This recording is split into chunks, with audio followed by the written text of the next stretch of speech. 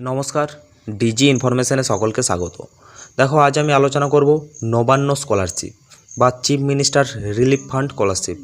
দেখো, এই স্কলারশিপটার পুরো এলিজিবিলিটি ক্রাইটেরিয়া বলবো, কী কী ডকুমেন্টস লাগবে, কিভাবে অ্যাপ্লাই করবে, আমি পুরোটাই আলোচনা করব। ভিডিওটা প্রথম থেকে শেষ পর্যন্ত দেখো এবং ভিডিওটা শেয়ার করো। দেখো, নবান্ন স্কলারশিপ বা West Bengal chief minister relief fund scholarship. দেখো, যারা এবছর মাধ্যমিক পাস করেছো, উচ্চ মাধ্যমিক পাস করেছো এবং আন্ডার গ্র্যাজুয়েট কোর্স পাস করেছো এবং পোস্ট গ্র্যাজুয়েটে ভর্তি হবে, তারা সকলেই এই স্কলারশিপটার জন্য যোগ্য।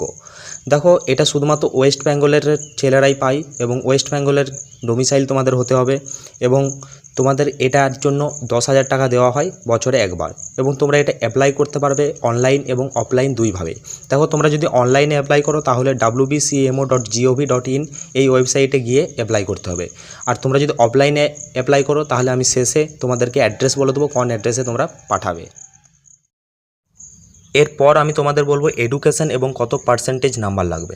দেখো, তোমরা যারা এবছর মাধ্যমিক পাস করেছো তারা মিনিমাম 50% নাম্বার থাকলে কিন্তু তোমরা এই স্কলারশিপটার জন্য যোগ্য এবং 50% থেকে 60%-এর মধ্যে নাম্বার থাকলে তোমরা এলিজিবেল।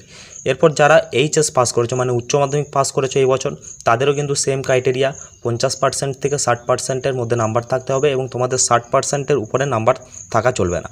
এবং যারা এবছর গ্র্যাজুয়েশন পাস করেছো, দেখো তাদেরও ক্রাইটেরিয়া বলে দেওয়া আছে 50% থেকে 53%, মানে 50 থেকে 53%-এর মধ্যে নাম্বার থাকলেই তোমরা এটা অ্যাপ্লাই করতে পারবে। দেখো, এরপর আমি বলবো ফ্যামিলি ইনকাম। দেখো, যাদের ফ্যামিলি ইনকাম 1,20,000-এর নিচে ইয়ারলি, মানে বাৎসরিক ইনকাম 1,20,000-এর নিচে, তারাই এই স্কলারশিপটার জন্য অ্যাপ্লাই করতে পারবে। এরপর আমি বলবো অ্যাপ্লিকেশান প্রসেস। দেখো, তোমরা এটা কিভাবে অ্যাপ্লাই করবে। দেখো, তোমরা অনলাইনেও অ্যাপ্লাই করতে পারো এবং অফলাইনেও তোমরা এটা অ্যাপ্লাই করতে পারো। দেখো, তোমরা যদি অফলাইনে অ্যাপ্লাই করো তাহলে সমস্ত ডকুমেন্টস সাবমিট করে তোমাদের নবান্ন 325 শরৎ চ্যাটার্জি রোড, হাওড়া 711102 এই অ্যাড্রেসে পাঠাতে হবে। এরপর যেটা মোস্ট ইম্পর্ট্যান্ট সেটা হলো ডকুমেন্টস। দেখো, কী কী ডকুমেন্টস লাগবে। দেখো, প্রথমে অ্যাডমিশন রিসিপ্ট লাগবে।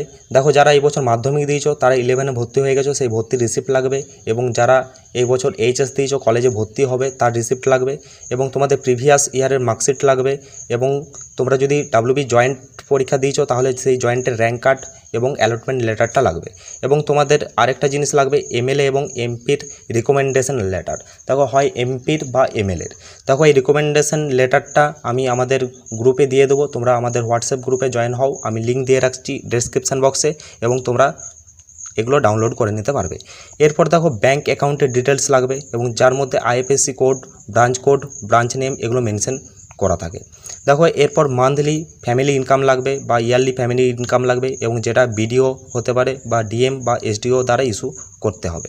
এরপর আরেকটা জিনিস সেলফ ডিক্লারেশন ফর্ম। দেখো, এটাও আমি কিন্তু গ্রুপে দিয়ে দেবো, তোমরা ওখান থেকে গিয়ে ডাউনলোড করে নেবে। এছাড়াও তোমরা যখন অনলাইনে ফর্মটা ফিল আপ করবে তোমাদের সাথে আধার কার্ড, ফটো, সিগনেচার, মাধ্যমিকের অ্যাডমিট এবং আরও যেসব ম্যান্ডেটরি ডকুমেন্টসগুলো আছে সেগুলো সবগুলোই তোমাদের কাছে রাখবে। দেখো, এগুলোই ছিল নবান্ন স্কলারশিপের এলিজিবিলিটি কন্ডিশন। দেখো, তোমরা যদি আরও স্কলারশিপের ভিডিও চাও আমাদের কমেন্ট বক্সে কমেন্ট করো, আমরা চেষ্টা করব আরও নতুন স্কলারশিপের ভিডিও আনার। ধন্যবাদ।